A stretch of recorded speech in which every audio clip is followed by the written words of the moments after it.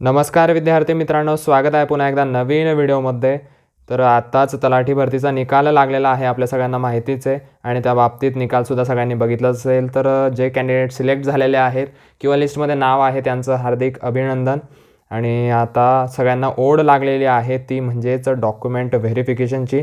त्या बाबतीत अजून काही अपडेट आलेले नाही आहे किंवा मग त्या बाबतीत कोणाला काही अजून माहीत नाही आहे की डेट काय असू शकते डॉक्युमेंट व्हेरिफिकेशनची आणि कधीपर्यंत डॉक्युमेंट व्हेरिफिकेशन होऊ शकतं. तर त्या बाबतीतच एक आपल्याला अपडेट आलेली आहे हिंगोली डिस्ट्रिक्टकडून, हिंगोली जिल्ह्याकडून. तर त्या बाबतीत हिंगोलीची जी ऑफिशियल वेबसाईट आहे त्यावर आपल्याला अपडेट आलेली आहे.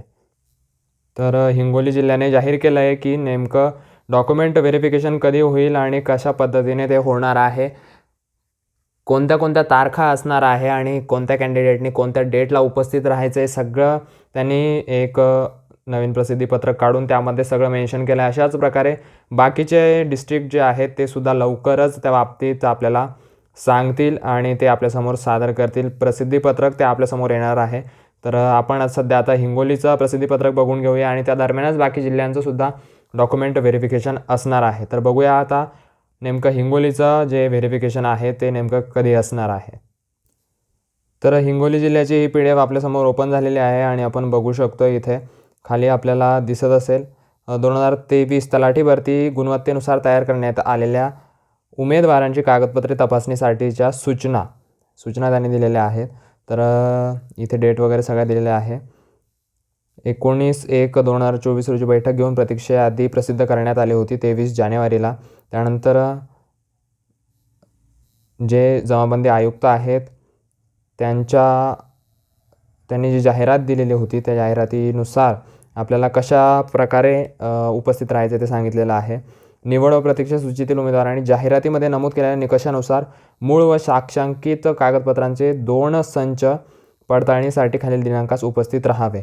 तर 2 संच आपल्याला साक्षांकित कागदपत्र घ्यायचे आहेत, मूळ कागदपत्र लागतील आणि तुम्ही सेल्फ अटेस्टेड केलेले असे तुम्हाला 2 संच जे आहे ते झेरॉक्स तुम्हाला आणावे लागणार आहेत. झेरॉक्स आपल्याला करावे लागणार आहे. 2 संच पूर्ण डॉक्युमेंट्सचे तयार करून ते आपल्याला तिथे सादर करावे लागणार आहेत. आणि जे दिनांक आहे हिंगोलीचे तर ते असणार आहे अराखीव इतर मागासवर्गीय म्हणजे OBC आणि EWSसाठी जे आहे ते 30 जानेवारीला सकाळी 11 वाजेपासून त्यांचं डॉक्युमेंट व्हेरिफिकेशन सुरू होणार आहे. त्यामुळे सकाळी 11 वाजता तिथे उपस्थित राहणं तुम्हाला गरजेचं असणार आहे. बाकीचे जे कॅटेगरी वगैरे असतील तर त्यांचं 31 जानेवारीला डॉक्युमेंट व्हेरिफिकेशन तिथे होईल हिंगोलीला.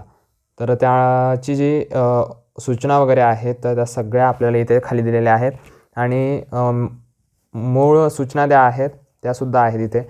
तर आपल्याला मूळ अर्जाचे प्रिंटआउट लागणार आहे आणि परीक्षा फीस जमा केल्याचा पुरावासुद्धा तिथे लागणार आहे आपल्याला. त्यानंतर तुम्ही काही पासपोर्ट साईज 2 फोटो लागतील. त्यानंतर तुमचं ओळखपत्रसुद्धा लागेल.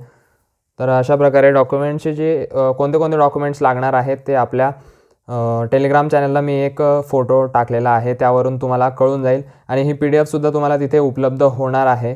तुम्हाला ते डिक्लेरेशन वगैरे सगळं तिथे आपल्या टेलिग्राम चॅनलला उपलब्ध होणार आहे. तुम्हाला डॉक्युमेंट कोणते पाहिजे असतील, डॉक्युमेंट व्हेरिफिकेशनसाठी कोणते डॉक्युमेंट्स गरजेचे असतात तर ते सुद्धा आपल्या टेलिग्राम चॅनलला PDF टाकलेली आहे. तिथे जाऊन तुम्ही ते डॉक्युमेंट्स बघू शकता आणि त्याप्रमाणे आपल्याला बंच बनवायचा आहे आणि 2 बंच तिथे आपल्याला घेऊन जायचे, 2 संच आपल्याला तिथे घेऊन जायचे आणि मूळ कागदपत्रसुद्धा घेऊन जाणं तुम्हाला गरजेचं असणार आहे.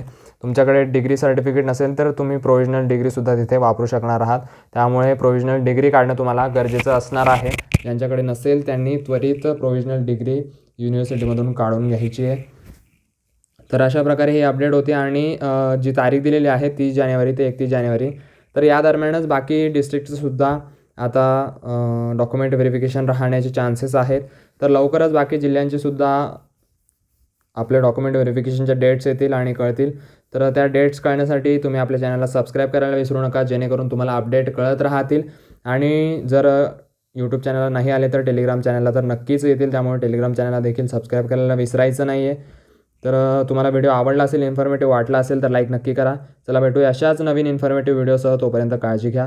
All the best.